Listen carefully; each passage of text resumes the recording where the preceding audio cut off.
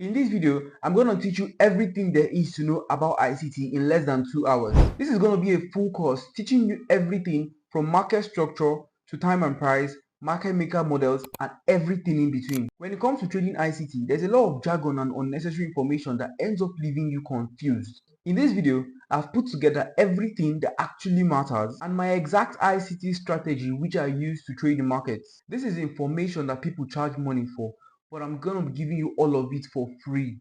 So please make sure to pay attention and take notes. With that said, let's hop on charts. So we're going to be going through a number of things.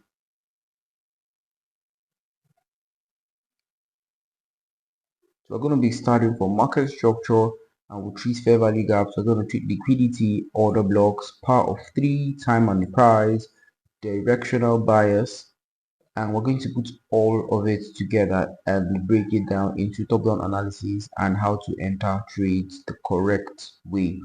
Okay, so when we talk about market structure, we're going to be covering what market structure is, why it's important, and how best to use it. So what is market structure? Market structure is simply highs and lows. The key is knowing which high or which low to use and having a practical method of finding them. Why is market structure important? Market structure is the foundation of your analysis and it's involved in almost every price action trading concept. Mind you, ICT is also a price action trading concept because it is not an indicator based trading. It's not a pattern based trading. So far you're reading price, raw price delivery, then you are doing price action. So cut the crap about price action traders, ICT traders, SMT traders. All of those are price action trading. Yet most people do it wrong. Now, what is actually this market structure we're explaining? Market structure is basically the delivery of price, right, to the upside or to the downside, creating lows and highs and consistently taking out lows or highs, right? Consistently taking out highs in this case and what lows in the other case. So the key here is knowing, okay, knowing what, which high is gonna get run. Why is price actually reversing at the point it does? When is price ready to reverse? What influences the reversal of price? And all of those is what the rest of this video is going to be teaching you. For that aside, you need to know how to use market structure. So then this explains it. Market structure is best understood or used with the concept of discounts and premium prices. Just like in real life buying and selling, you would want to buy products at lower prices, which is going to be discounts, and sell at higher prices, which ICT calls premium. Same applies to the market. But here, Fibonacci tools are used whereby you know, or it helps you know the difference between the discount and the premium, or it helps you know exactly where the discount and the premium prices are, just like what is said here. Now let me explain. Let's use a typical example of you sell, say you sell apples. This is a very terrible diagram of an apple, but bear with me. So you sell an apple, and a very expensive apple, and this apple actually you buy this apple from the farmers at, let's say, $50, at $50, and you sell this apple for $80. You sell this apple for $80, right? So let's create a price line for these two price levels. So let's say this is 50 and this is 80. So if you buy at 50, you take the price to 80 and sell from 80, and you come back to the farmers again and buy at 50 and take the price to 80 and you sell again. Now, but this time something changes. When you're coming back to buy, they tell you, oh no, now we sell it for 52, and you're like, oh really? But your profit margin here is what, $30, and no matter what happens, you must make your $30 profit. So what do? You take it up to probably $82, and you come to buy again and it's going up even more. Now it sells for, you buy it, right? So the apple sells for, let's say now it sells for 70 and you're buying 100, or you're selling rather 100. So you buy at 70 and you sell it at 100. You take the price all the way up to 100. and you come back again to buy. Oh yo, it sells for 80 now. Really? Oh wow, that means I'm going to be selling mine for 120, right? And this goes on, and that is why we have bullish prices. And all of a sudden, maybe you come someday and they say, oh yo, the Apple now sells for 40 bucks, and you have a dip in price, right? And then you who's buying at 40 bucks will probably sell at, let's say, 70, right? And you buy at 40 again, it sells for 70, and you come again and oh, there's a subsidy. The government actually added a subsidy, and then you are now selling, or you are now buying the apples for like 30 bucks and selling for 60 bucks, right? Now all of this is the reason why you see highs and lows, or higher highs and lower lows being created in the market. But then the prices here are not prices of Apple, but the prices of currencies in the market. Now, how does this relate to premium and discounts? Now, the $50 which you're buying your Apple is a what cheaper price compared to what it is sold for in the retail store or in the market, not the trading market, the food stuff market now. So you buy for 50 and sell for 80. This is you buying at lower prices, aka discount prices, and you're selling at what at premium prices. You do what buy at discount and you sell at premium. Well, in the market, how do we know discount and premium? Because you can't know that by the price of a particular currency. We actually use candlesticks to know that information, and that information is best known, right, with the aid of a Fibonacci tool. Now, a Fibonacci tool is a retracement tool. I think if you're watching this video, you've gained some knowledge on the market. So I'm not going to be treating you like a complete newbie, because you actually should know what a Fibonacci tool is. If you don't know, you could research. This is how it's spelled: Fibonacci. In short form, it's just a fib. So, now, if you take a fib, like you see here, that oh, the market broke lows, so we're bearish, right? And take a fib from the top to the bottom, you should be looking to take price, or looking for price to go all the way up here and continue to downside. Why? Because now the market usually buys below and sells above, right? It's just like when you were selling your apples, you were buying at 50 and selling at 80. Same thing happens in the market. When prices are lower, they push it upward to bring it lower again. So in your case, a premium or your discount is you. In this case, this is a sell scenario, so it doesn't relate to the Apple, but it's almost the inverse, or it is the exact inverse. In this case, you want to see the market go to higher prices before going down, because the market actually, imagine the market comes low and it goes low and it never goes high, it never increases, and it just keeps going low. It's not possible. Who are they buying to? There needs to be a balance in the market, right? So that is why we actually have people who buy below here and take the price all the way up before they sell, just like what Apple was. And in this case, prices are up, prices are expensive, prices are in the premium. So you need to take it to the cheaper prices. The market makers need to print the market all the way down to discount levels. They buy more units at discount levels and what distribute and sell them at more expensive levels. And this goes on and on, right? And that's why you need to know how to use the Fibonacci to determine this, because you can't say, okay, we are Euro USD is selling for 1.11123. Oh, this price looks like a cheap price. You're going to be a clown. Right? It doesn't work that way. So with the use of a Fibonacci tool, we can be able to read when prices are in the premium and the discount. So the use of Fibonacci tool, Fib tools are very crucial when it comes to taking note of premium and discount prices. They are drawn from swing highs to lows for downtrends, or swing lows to high for uptrends. The most important level for me is the 50%, which is also known as the 0.5% or the 0.5 level, right? And it simply separates discounts from premiums. Now, if you want to know how I'm able to get that kind of fib I use, you can just screenshot this, copy my settings, and replicate them on TradingView. So that's that for market structure. We're going to be moving into the next thing in a Gephi. So the next thing we have here is fair value gaps. So we're going to be covering what fair value gaps are, why they are important, and how to use them, as well as differentiating between a fair value gap and an inverted fair value gap. So what is a fair value gap? An ICT fair value gap is a space that is created in price due to the imbalance keyword between buyers and sellers. This space usually happens when there is a swift move to either the upside or the downside. When there is a swift move to the upside, the fair value gap created is called a buy side fair value gap, and when the opposite, which is a swift move to the downside, it's called a sell side fair value gap.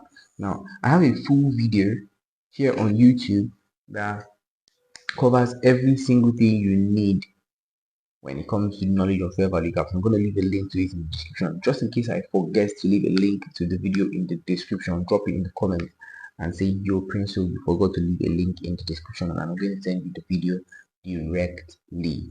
Alright, so sell side fair value gaps are the ones that are swift moves to the downside, and buy side fair value gaps are swift moves to the upside. But is that enough? Nah, that's not enough. That's not enough to describe a fair value gap. So a fair value gap is actually a three candle formation. Like you see, I marked out candle 1, 2, 3 here.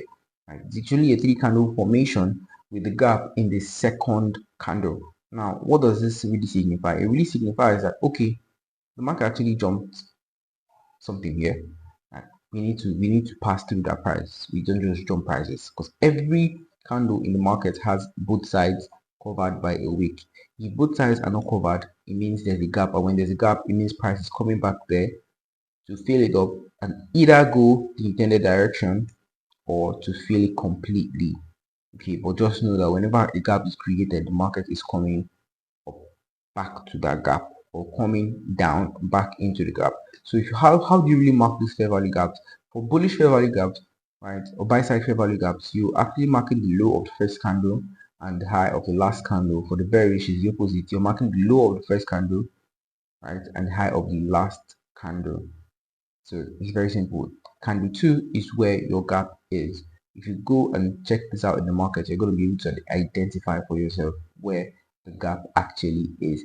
Candles without fair value gaps are not going to have gaps here. They're actually going to be filled completely by either wicks or bodies. Every single candle in the market that is fully balanced is going to be filled with either wicks or bodies. So why are fair value gaps important? They can be used for almost everything, from higher time frame directional bias to trade entries to placing stop losses. They can be used for every single thing. Now, for higher time frame directional, or for higher time frame, they can be levels you are looking for price to trade into or away from. Let me explain. Let's assume assumption this is daily time frame. So I think it's marked out as 1 day. So this is daily time frame, and you have prices here. So basically this means that price closed bullish, so the next candle is going to open here. All right, so with this we know that if the next candle opens here, let's mark a candle that is forming. Let's draw that out. So if the next candle opens here, that means we're actually looking for price to come into this level of fair value gap, which makes us what? Bearish. This is what is called candle to candle bias. Okay, I'm going to teach you all of this in the daily bias section or directional bias section of this video. Now, we're bearish because we're expecting price to come into the fair value gap. If we've met price in the fair value gap, right, we could do what?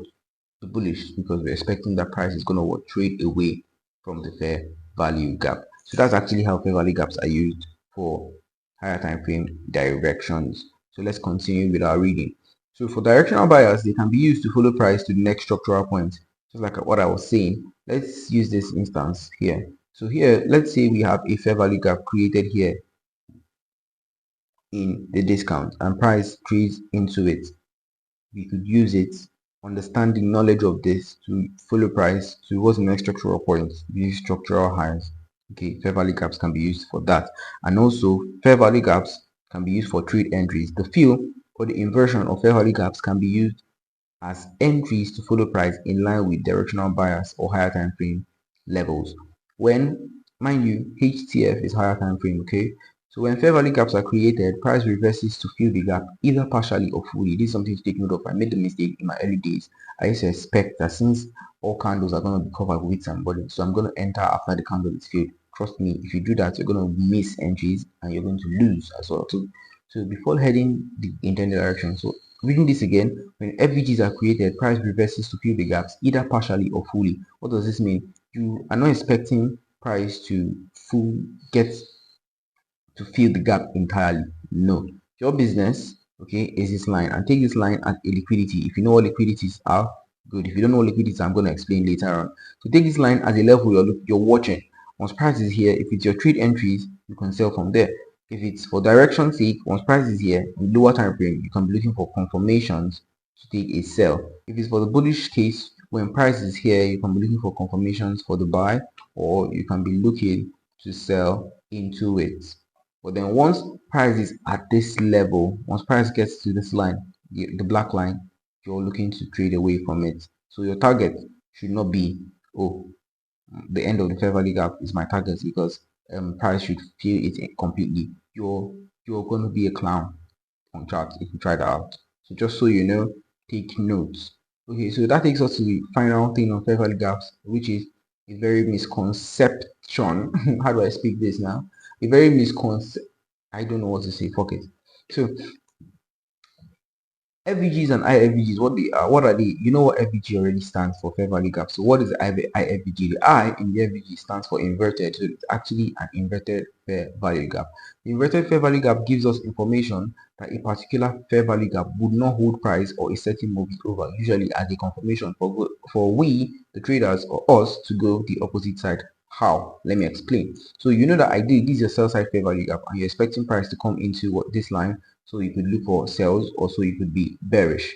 Okay, now what happens here is price actually goes up all the way here and closes above. That tells you that yes, the criteria has been met. Price has actually come to the fair value gap and filled it completely. Yes, we've rebalanced the fair value gap, but are we exactly going to go the opposite direction? I doubt, because this is the information IFVG usually gives us. So this is a signal where price closes above the fair value gap candle, the candle that carries the gap, not the candle 1, please, and not just the candle 3. If price closes above candle 3 and inside the gap, please, it is still very valid. But if price closes above the candle that carries the gap, we are most likely going to continue to the upside. So there are two ways to use this. You could either use this as a trade entry directly.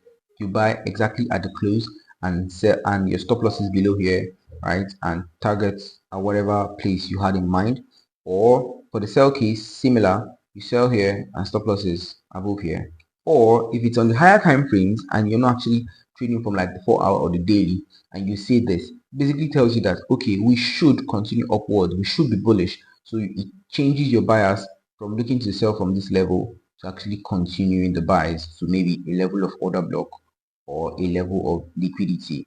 All right, so that'll take us to the next thing. As I said, liquidity. I said I was going to teach liquidity, but before we leave, make sure you pay close attention to this. Feel free to pause the video and study this, or I'm going to leave a link to this board in the description below, so you could go get it and study at your disposal. Okay, anytime you want, you could go through this entire board. It's actually a lot in here, so you could go through all of this on your own. So that takes us to the next thing, liquidity. What is liquidity? Liquidity simply refers to how fast an asset can be converted to cash without affecting the market. This is the simplest definition you can get. In trading, we look for liquidity at highs and lows. This is so because there are stop losses and take profit orders around highs and lows. Does this make sense? No, it probably doesn't make sense. And I'm going to read it again and explain it to you so you get it. Liquidity simply refers to how fast an asset can be converted to cash without affecting the market. This is the simplest definition. In trading, we look for liquidities at highs and lows. This is so because there are stop losses and take profit orders around highs and lows. So let's turn the concept of liquidity to something else. So liquidity is simply referred to as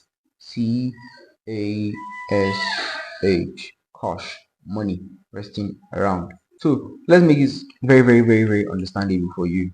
You have a building, you have a piece of real estate. So let's go somewhere very clear and draw this out. So you have a piece of real estate. Okay, you have a piece of real estate. Pardon the drawing. I mean, back in like primary school, basic elementary school, we used to do this. There used to be a course for this. I've forgotten the exact name. I'm just trying to be funny with this right now. So whatever. This is actually the roof of a building. Okay, so you have a piece of real estate, and this was bought with what? Money, or built with money, right? This is an asset. Okay, So well, we're looking at of how to convert this thing to cash. And let me say I have this piece of real estate, or you have this piece of real estate, and I ask you, are you liquid? I'm basically asking you, do you have money? You can say no, you're not liquid, you don't have money, but you can liquidate your assets, meaning this real estate can be turned into money, right, as fast as possible. I mean, real estate is a hot piece of cake whereby anybody actually wants to get an opportunity to get a piece of real estate, so people would actually buy as fast as possible, right? Now, same thing applies to companies like Tesla and other companies. Basically, I don't want to give as many examples as possible. Tesla, Apple, Samsung, and as many as we can list, right? If you have shares with them, those are assets that could also be easily liquidated. If you have gold, if you have diamond, those are assets that can easily be turned to cash. Now, in the market, what are actually our assets that can be liquidated? Our stop loss orders and our TP orders. They are actually money, real money there. Because think about it, where you place your stop loss, you actually set a bet that, oh, I want to lose $50 if this trade goes against me, and I want to be able to make $100. So sitting below this price level is $100, and sitting below above this price level is a loss of $50. So it's actually very attractive for the institutions and the big guys to actually take out these orders, right, and take out all of this money and all this cash sitting above here. Take it or not, believe it or not, where you place your stop loss around that same price range, around there are millions of other traders who have their stop losses at those levels. So it's actually an attractive spot for the institutions to take out. Okay, so let's go back to the liquidity lesson. So in trading, we look for liquidity at highs and lows. This is so because there are stop loss and take profit orders around highs and lows. While liquidity pools important, the non-retail traders usually buy from sellers under lows. Take note, sellers under lows, and sell to buyers above highs, known as buy side liquidity, and the other sell side liquidity. If you understand this practice, then you should do same. What does this mean? Now, this is a high and this is a low, right? And from the information that we have here, it says that the non-retail traders, who are the non-retail traders? Institutions, hedge funds, right? They usually buy from sellers under lows. So let's take out the fact that you buy from sellers and let's just make it understandable that you buy above. They buy under lows and sell above what? They sell above highs, right? So if you understand that people who rule the market actually buy under lows, you should do no other thing but buy under lows. Don't ever buy from the middle, except you actually have liquidity there too. An example of a liquidity at the middle is a fair value gap. It's called an internal range liquidity. There's money there too, because there's money left on the table there. There's a gap there. The market needs to fill, rebalance, take all those cash and move all the way back up, right? So you should never ever do anything aside buying above lows or buying below lows and selling above highs. Okay, that is what the liquidity gain is all about. Now, how is this used? Understanding that we buy from lows and sell from high, does this then mean that we should look to short at highs and long at every low? No. There are important and less important liquidity pools to regard if you wish to be trading intraday time frames. So what I'm about to say now are for intraday traders who trade on 15 to 1 minute, the hourly, and all of those. From the hourly downward or the 15 minutes downward, this is for you. So what are the important liquidity pools? The important liquidity pools are liquidity pools that get around almost every day, if not every day, right? And also they are time based, so they are actually liquidity built with time. So these are what we call time based liquidity pools. They are previous days high or low, session high or low, open prices, highs and lows prior to 8:30. And what's 8:30? 8:30 is an open price as well. So session highs, session lows, previous days high and low, open prices, how are the liquidity pools and how are they time based? Now, previous days high and low basically is saying the highest points. Let's say this is the space of 1 day, and within that day the market actually, this is too much. So let's do this here. So let's say this is the space of one day, in one trading day, and within that day the market did this, went all the way up and just did its thing, right? So what's previous day's high? Because now we've crossed over to the new day. Okay, so the highest point and the lowest point in that entire trading day is the high. This is the previous day's high, and this is the previous day's low. That is a liquidity pool, right? Another is within this entire day there are sessions, right?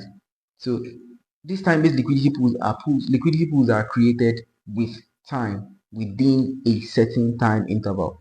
Within here we have maybe London. Let's change the color. Let's use yellow. So maybe we have the London and New York. So this is like Asian, London and New York, right? So what's the highest point in Asia? It happens that the Asian liquidity is the same, right? The Asian lows is the same. Sorry, the Asian highs is the same as previous day's highs, and the lows are there. And you could see that the lows got ran and the price reversed to the upside. And this happens to be the London highs, and the lowest point in London as well did get ran before price move. And this is the lowest point in New York and the highest point in New York. So in total, the lows of New York and the highs of Asia created the highs and low of the day. Now, all of these liquidity pools are created with time, and they are very important. Now, just like I drew this randomly, and you could see that price actually took out all the lows of the day. So Asian lows, London lows. Okay, it didn't take out New York lows, but they were this. What you have here is Asian highs, London highs, and eventually the market may or may not go to them, but at least one side is taken. So this is a liquidity pool that you could take as target for your short-term trades and exit very fast, or use them for direction bias sake, because they will definitely get run that day.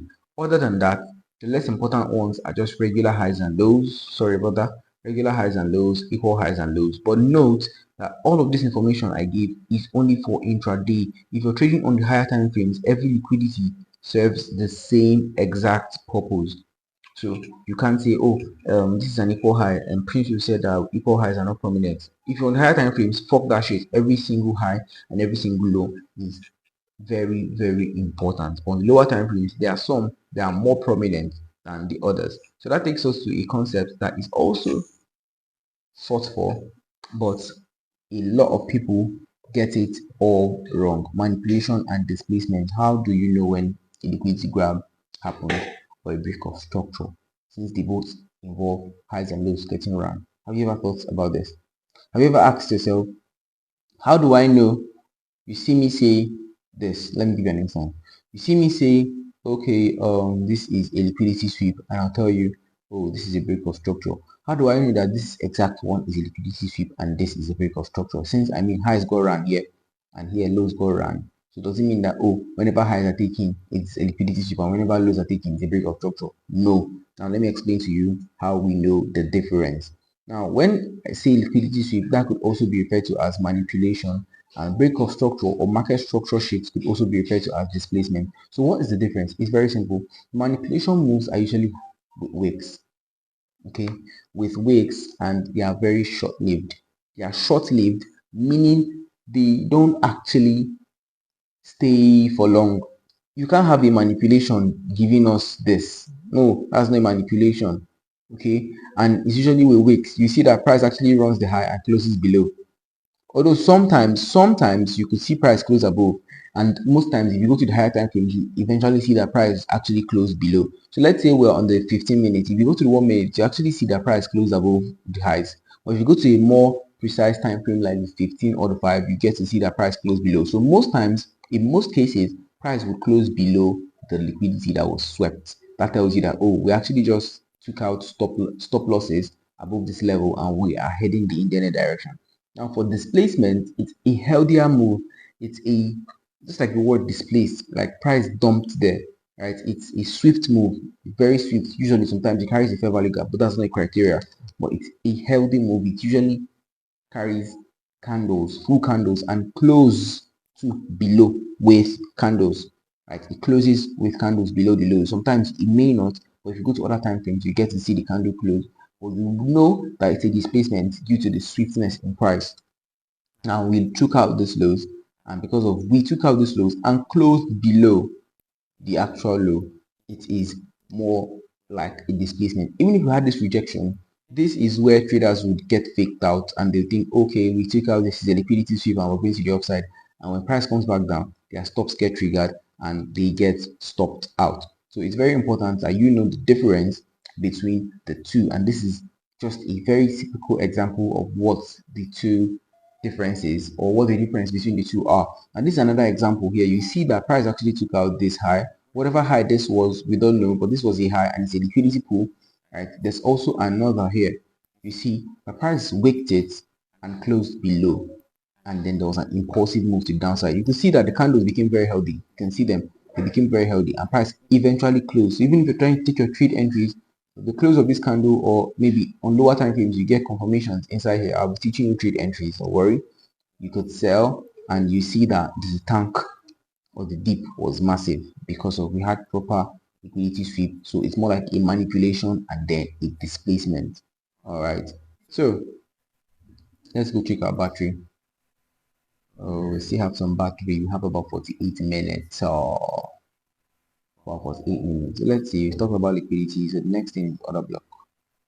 So order blocks, ICT order blocks, a very confused concept. Well, what's usually confused about here is you hear a lot of people say, oh, it's drawn this way, oh, it's drawn that way, oh, it's drawn this way. Before I even start, right, everything I tell you here about order blocks is exactly how I use them and it's exactly how they have been working for me.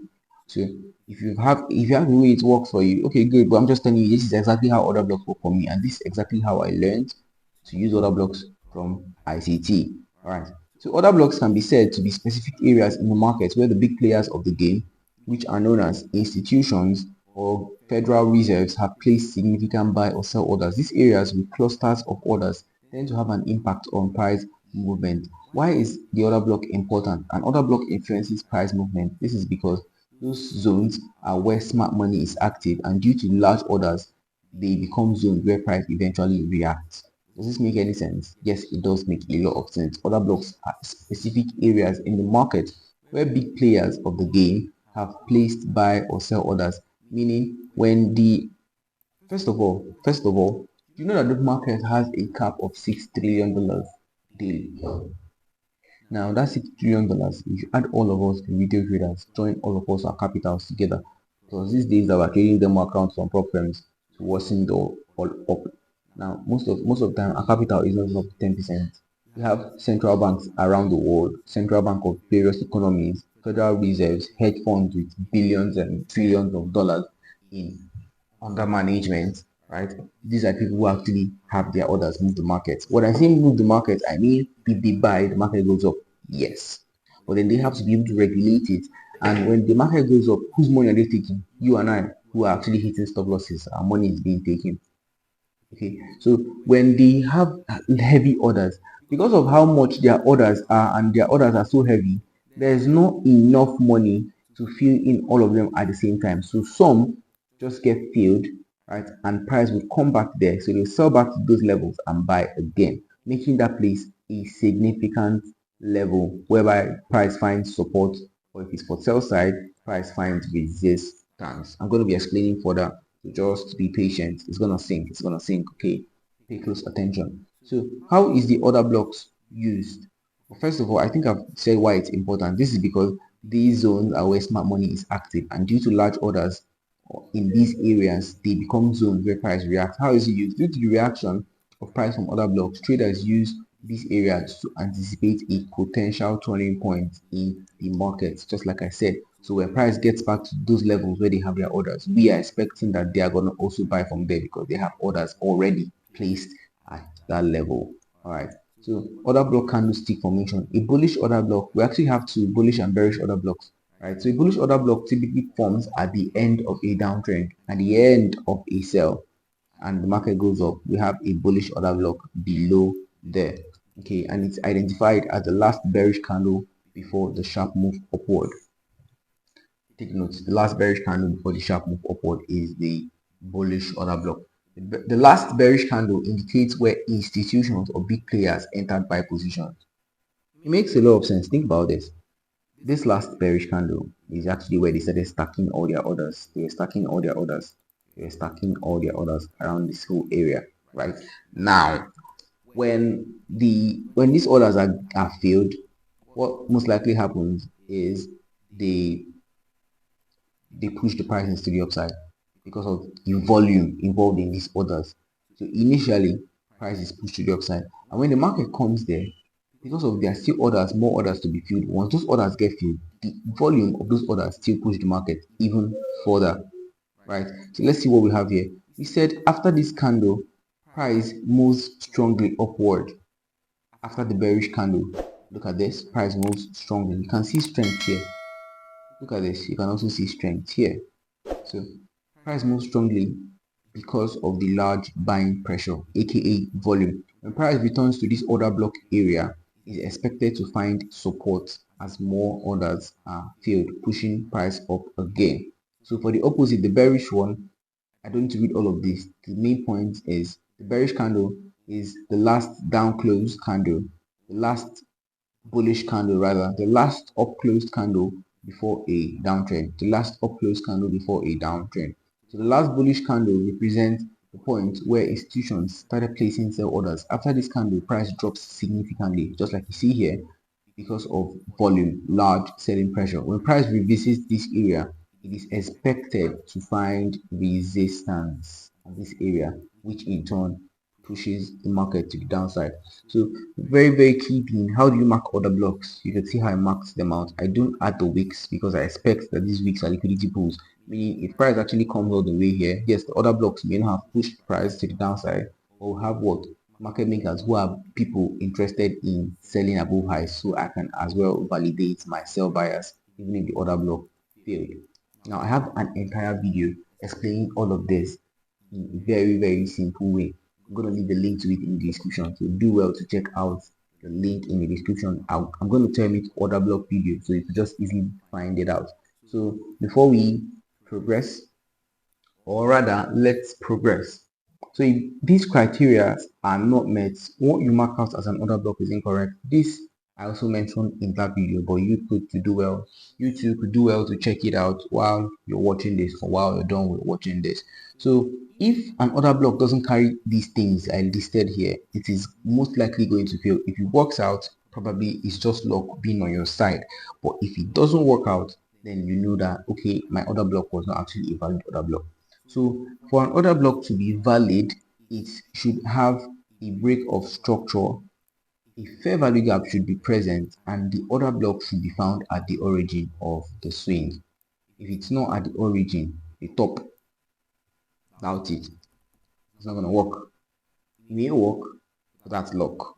If you want it to work over time, if you want your order blocks to get respected in the long run, then pay close attention to this, because these are the exact same things that have been working for me.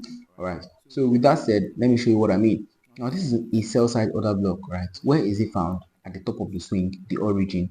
What do you have again? There's a break of structure or a market structure sheet, and inside there we have what? Fair value gaps. Even before that, we still have even more fair value gaps. Okay, look at this other order block as well. It's found at the origin. It's a market structure shifted downside, and it carries fair value gaps. As many other blocks as you find that get respected, check these out. They are prominent. Look at this again. This is found at the origin of the swing. The origin of what swing? This bullish swing. Okay, you could see market structure shift or break of structure, and as well as fair value gaps. So traders who actually trade off fair value gaps are not wrong, because if you use just the fair value gap, you could win the trade too. But for clarity's sake, I usually like to include my order blocks and know that there's an order block at that level. Okay, if you look at this here too, look at something here. After the target got hit, I think I've spoken about liquidity, have I? Yes, I have. So it's going to make more sense. So I've spoken about liquidity. Now, after these targets got hit, right, liquidity on accumulation was engineered here, and you see price took it out. Price took it out. Even if my line is not straight, you can clearly see that price took this out. This happens to be the origin. This is a sell leg. We have a fair value gap, right? And what? An order block. It happens. And without this, if actually this chart is continued, you'd see that price will actually melt to the downside. So this is actually the same patterns that show up every single day, when not every single day, every single time an order block is shown. So on to the next thing, we have power of three. Power three. What is the power three? Why is it important, and how do we use it? And as well, I'm gonna be covering these two key things as well. All right, so let's haste through this.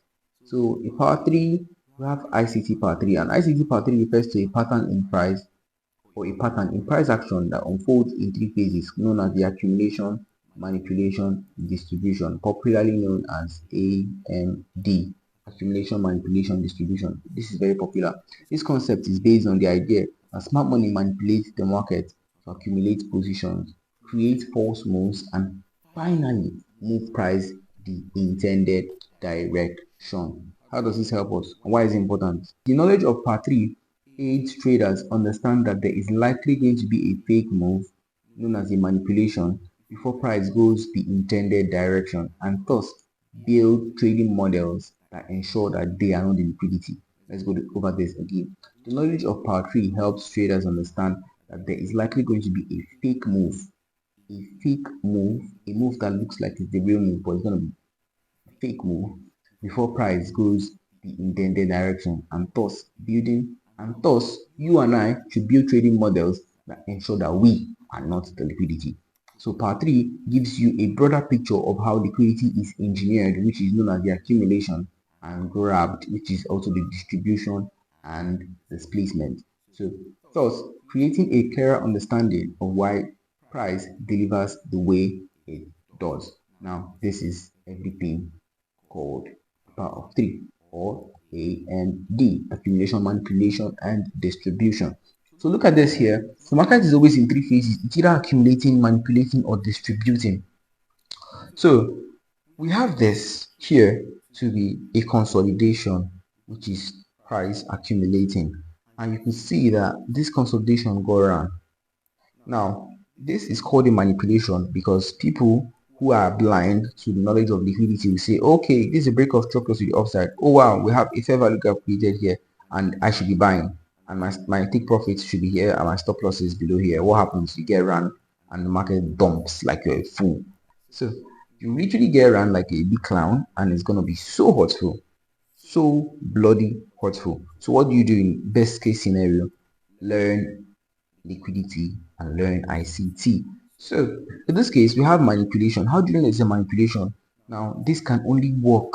You can only know that this is a manipulation if you're using higher time frame narrative. That is why I preach against just saying AMD, and anywhere you see a manipulation like this and one side is taking, oh, this is manipulation. You see an accumulation, one side is taking, oh, this is manipulation, and then you try to sell, and then the market actually does what? Takes you out. So this, what does this mean? What I'm trying to say here is that, mind you, the fact that I drew this picture perfect doesn't mean that in manipulation doesn't happen in two sides. You can have this price or the market is accumulating. Higher time frame wise, we are bullish, but price does this. Price actually comes down and takes this out. We're bullish, we're very bullish. Take note. We actually have levels here and here. They are both liquidity pools. Why are they liquidity pools? These are all support and resistance to support and resistance traders. So the market took this out and will take this out. Now you having higher time frame narrative will know that, okay, this is the main manipulation. This is not just the actual manipulation. But if you don't have that perspective, you think, okay, oh, the manipulation has happened to the upside, that means we're bearish. And then the main manipulation happens here, and you are swept like you're a complete clown, like the market goes with the upside and your stop losses will get hit. So it's best to actually use this. It's best to use this in what line with higher time frame narrative. This is an important lower time frame game to have in your arsenal. But if you use this alone in itself, you're going to lose money consistently, like you don't know God. That aside, so where we have accumulation phases and we have the opposite side of our direction or our intended direction run, then you could look forward to trades within this area to dump price through the distribution. How do you find trades? After the manipulation, remember, smart money does what? Smart money sells above highs, and they do what? They buy below lows. So if you understand this, you know that okay, there are many models I'm going to be showing you that you could use to catch price from the top here or even here. Okay, so it's all up to you. So let's just see how this actually works in the chart. So you see that price is actually going up. So it's not a necessity that it's actually going to be equal highs and equal lows. No, it could just basically mean slow price movement towards liquidity. And after that, we have an expansion sort of to grab liquidity, and price displaces downward, creating something like a market structure shift and a fair value gap, which you could have your trade entries and targets. You see what I wrote here? A PDL or ERL. I spoke about IRL and ERL. ERLs known as external range liquidity, and your external range liquidity are basically what? Highs and lows, highs or lows. And IRL, okay, I'm not writing that out, it's basically things at the middle, fair value gap. IRL refers to internal, what's inside, things inside are what? Fair value gap. So IRL refers to fair value gaps, and it's good to note that the market moves from ERL to IRL and back. I'm going to be explaining that even further as we progress. So you can see here that you had entries at fair value gaps here, or in the fair value gap, and your target was previous day's low, which is the liquidity or external range liquidity. So there's a concept of OHLC. You probably see this on your trading view chart as O. You have 1, 2, 3, 4, 5. H, you have maybe 1, 2, 1, 2, whatever. L, you have some numbers, and C, you have other numbers. Now those things are they actually have meaning. Right, now I'm about to show you that OHLC is applicable to open prices liquidity run. So if the open price hasn't been run, the market has a high probability, right? The market has a high probability of returning to raid open prices before continuing to the intended direction. So let me explain this. So you have here to be the open of this candlestick, right? Now, is that the open? Yes, that's the open. So you have there to be the open. As actually confusing this with bullish candle. This is the highest point, right? This is the lowest point, and this is where it closed. So this basically screams AMD as well. So around the open, price is a bit slower. We accumulate, we manipulate, and create the highest point of the day, and then we distribute for bearish days, hit targets, and come back to close somewhere here, creating further what? Accumulation, which the next candle is gonna, if we're bullish, it's gonna manipulate it downside and go up, and if we're bearish, it's gonna manipulate to the upside, right? Which is gonna be the open. So this is actually going to be another open in manipulation, further distribution, okay, and price comes to manipulate and close, and that is actually how candles trades in OHLC. So it's actually very important. If you understand OHLC, you understand the importance for AMD, accumulation, manipulation, and distribution. So ICT, time and price, is an overlooked concept. Okay, which actually helps traders know exactly what time to get into the market and at what price levels they should be watching. But let's see the definition that we have here. ICT's time and price concept focuses on how the market moves at specific times of the day and at certain price levels. At specific times of the day and at certain price levels. That makes sense, right? The activities of institutions that occur, this is why it's important. The activities of institutions that occur at certain times of the day tend to make the market more volatile, and those times there are key price levels where the market is expected to react from due to the activities of who? Institutional traders. All right. Having this knowledge helps a trader know exactly when to come into the market and what price levels to watch. Having the knowledge of time and price helps you know exactly when you should be coming in. So you're not just in the market from 7 a.m. to 7 p.m. looking for setups. You're basically knowing that, okay, this is when there's going to be volatility. So at this time, you're going to come in to trade and make money, okay, or lose money. So having that knowledge, I'm going to be telling you what times to come and what times to not be in the market right here. But first of all, let's get things straight up. Now, ICT zones, at these times, you are looking. Guess what? ICT calls these times kill zones. So take note, just in case you skipped it while I was reading. ICT calls this time when you come into the market kill zone. It's basically a time to come and kill. It's a zone where you kill. So it's a kill zone. You kill the market in those zones. So at this time, you're potentially looking for AMD setups in line with higher time frame narrative, AMD setups in line with higher time frame narrative, or following market structure with knowledge of ICT concept. So what are these time zones? We have for the London traders, if you like to trade London session, this is when you should be trading. It's a 3-hour window, 2 a.m. to 5 a.m. in Eastern time. So your trading view chart should be set to New York local time, also known as UTC. Let's put this here. So UTC -4. This is what your trading view chart should be set to. So you can go do that once you're done with this video.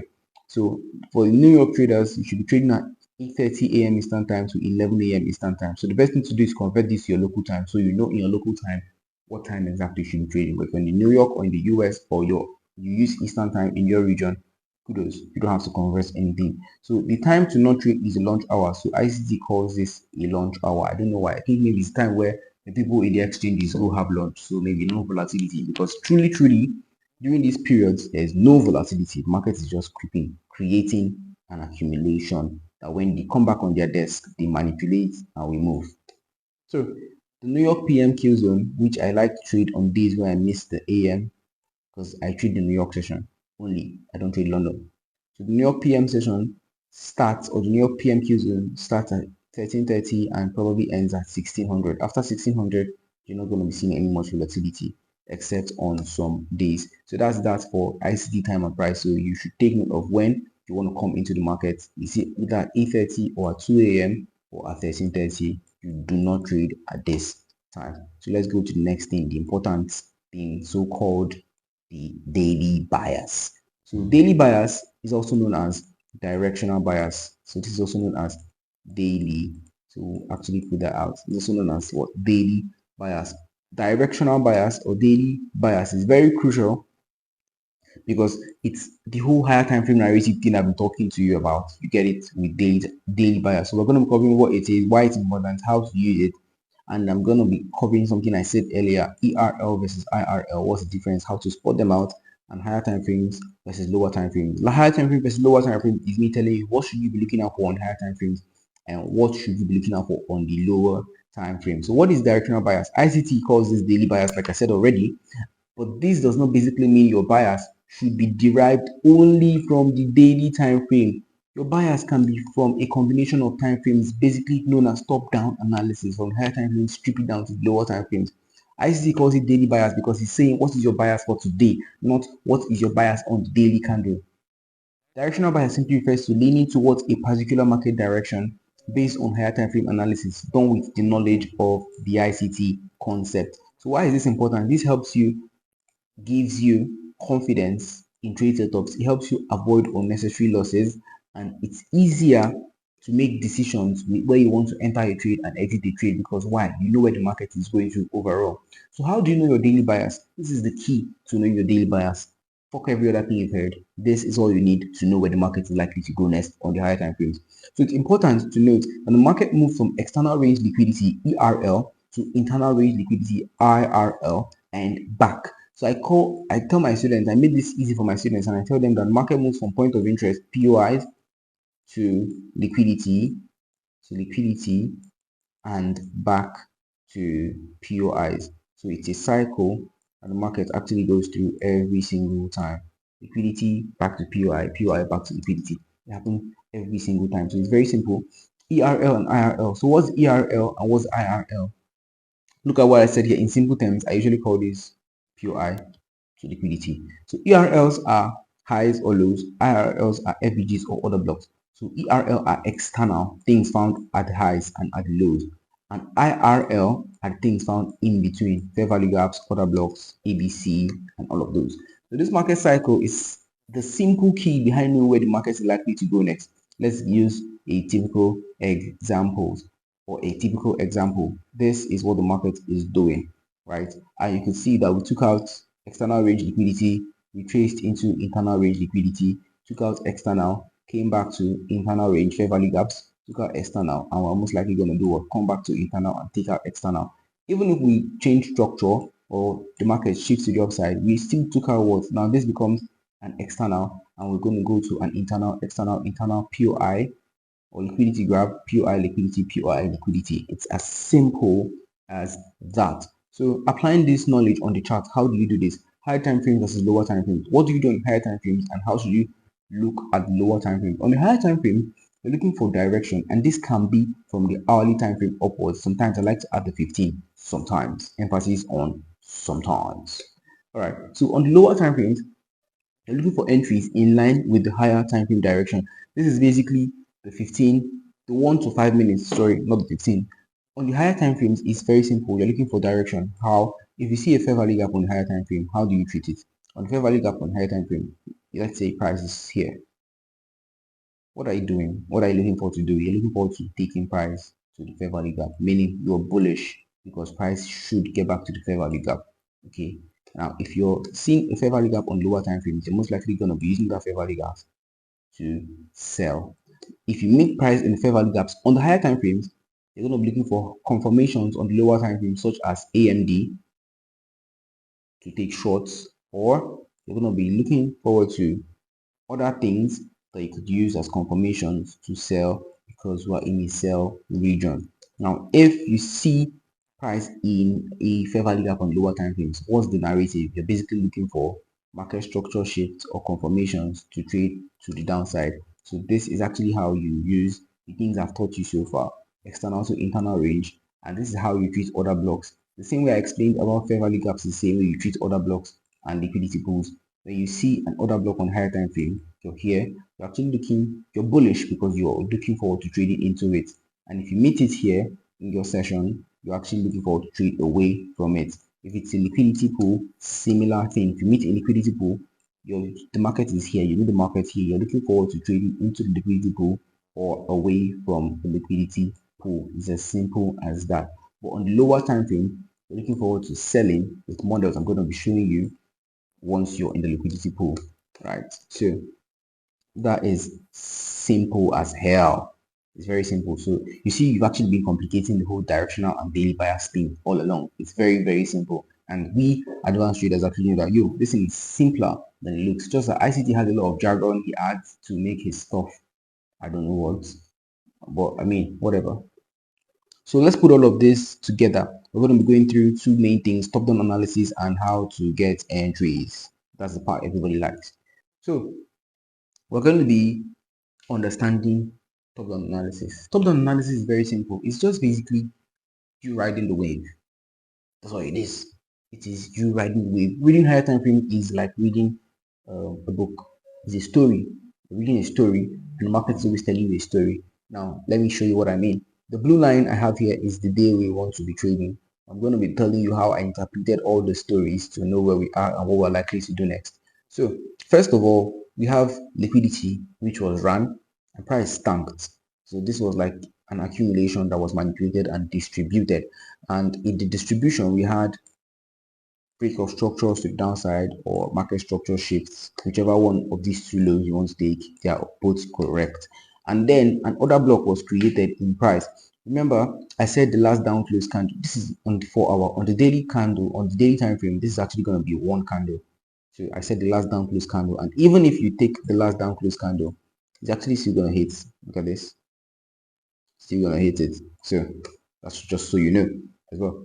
So now we have price returned back to the order block and we dropped.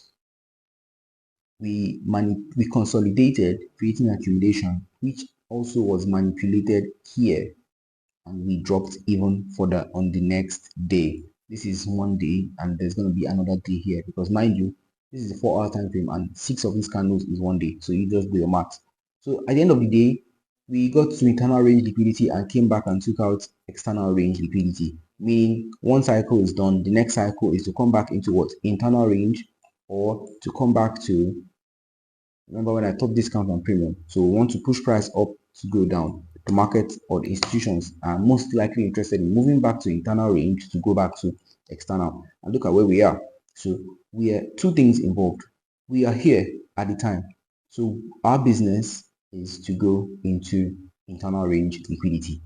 Aside going into internal range liquidity as one confluence, if you take out your fib and drop from the highs to the lows, you have premium prices here. And what happens? Where does price, oh my god, where does smart money like to buy and where do they like to sell? They like to sell from premium and buy at discount. So for discount, we want to buy to premium. So let's go to lower time frames. And lower time frames, the hourly, it's even clearer. So we have the fair value gap, internal range liquidity sitting right here. We have previous day's low. Previous day's low is the same thing as what these lows you see here. Okay, and guess what? Previous day's low got ran, and we had not just the fair value gap as one confluence. You actually had London's high and LDN marked as London's high. What is London's high? Time-based liquidity. What is previous day's low? Time-based liquidity. What did I tell you about them? They are very important and very prominent.